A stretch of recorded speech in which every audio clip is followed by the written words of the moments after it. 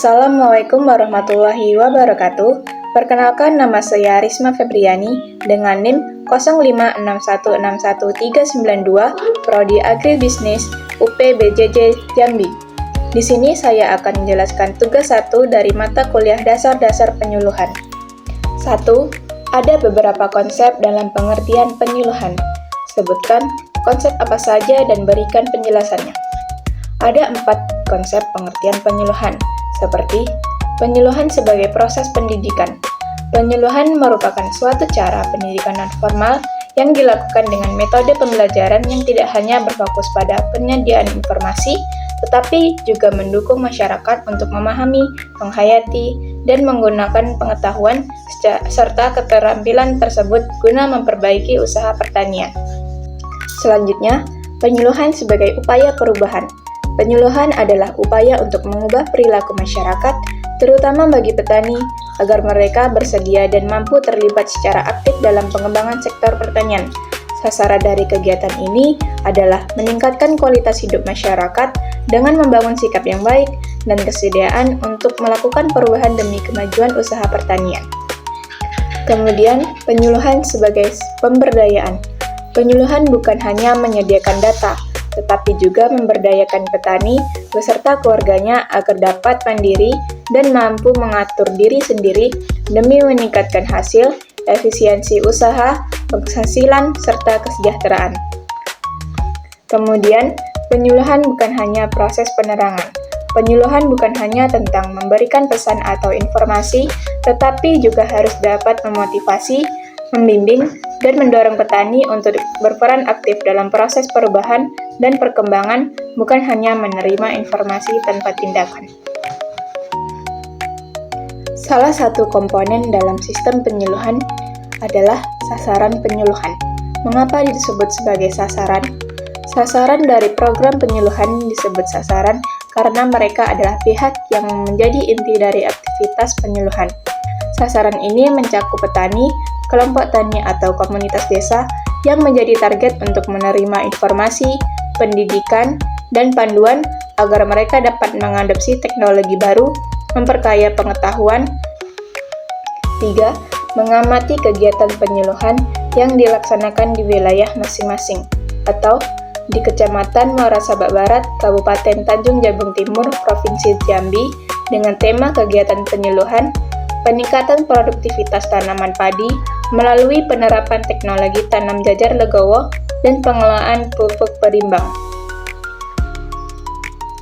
Sasaran dari kegiatan penyuluhan ini adalah para petani sawah yang tergabung dalam kelompok tani di wilayah Kabupaten Tanjung Jabung Timur, Kecamatan Muara Sabak Barat, Provinsi Jambi.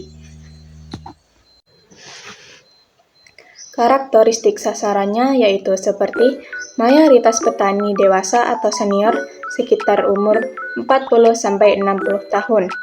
Ketergantungan pada pengalaman, para petani biasanya lebih mengandalkan pengalamannya sendiri atau dengan cara-cara lama daripada dengan teknologi modern. Tingkat pendidikan yang rendah. Kebanyakan para petani hanya lulusan SD atau SMP. Deskripsi kelompok tani dan organisasinya.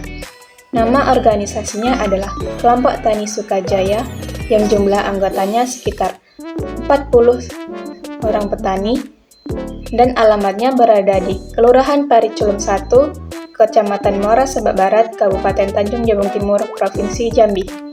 Visinya adalah menjadikan kelompok tani Sukajaya sebagai pelopor pertanian mandiri dan berkelanjutan yang mampu meningkatkan kesejahteraan anggota dan ketahanan pangan lokal. Misinya adalah meningkatkan pengetahuan dan keterampilan anggota melalui penyuluhan dan pelatihan rutin, menerapkan teknologi pertanian modern untuk efisiensi produktivitas hasil panen, membangun kemitraan strategis dengan pemerintah dan lembaga terkait, meningkatkan nilai tambah produk pertanian melalui pengolahan pasca panen. Struktur organisasinya yaitu seperti ketua yang bertanggung jawab atas kepemimpinan umum, koordinasi kegiatan, dan hubungan eksternal.